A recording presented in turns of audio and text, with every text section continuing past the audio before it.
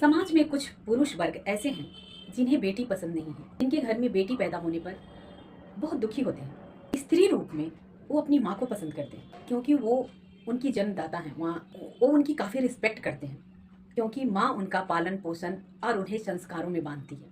फिर उन्हें एक अच्छी वाइफ चाहिए, यानी एक अच्छी जीवन संगनी जिसके साथ वो अपने जीवन की इस लंबे पड़ाव को पार कर सकें। और फिर बुढ़ापे में उन्हें एक बहू चाहिए, अच्छी हो, संस्कारी हो, उनकी सेवा भाव करने के लिए। लेकिन उसी पुरुष को एक बेटी नहीं चाहिए। तो यहाँ बेटी क्यों नहीं चाहिए, सवाल आता है कि बेटी क्यों नहीं चाहिए। इसलिए क्योंकि बेटियां उन्हें लाइबिलिटी लगती है। माँ, उन्हें पता नहीं चला कि माँ किसकी लाइबिलिटी थी। माँ के लाइबिलिटी वो थे, माँ पर आश्रित वो थे।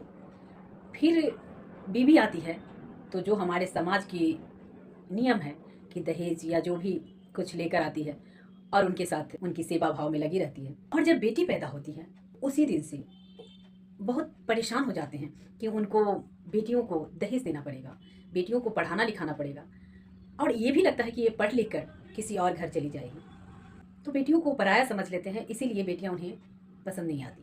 वो वहाँ ये स्वार्थ ढूंढते हैं कि ये बेटी में पढ़ाने लिखाने में, इसकी शादी करने में जो खर्च आएगा उससे मुझे कुछ फ़ायदा होने वाला नहीं। इसी सोच को बदलना है।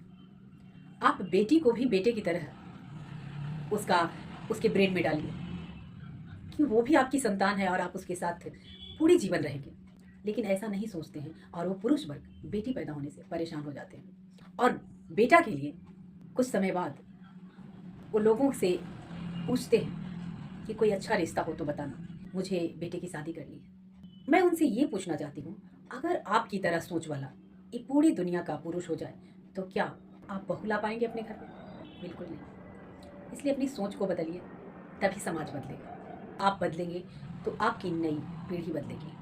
आप बदलेंगे तो आपकी विचारधारा पूरे देश को बदल सकती है। कहा जाता है एक गंदा मछली पूरे तालाब को गंदा करती है। और स्त्री के रूप में, स्त्री के हर रूप में आप सेवा भाव ही पाएंगे।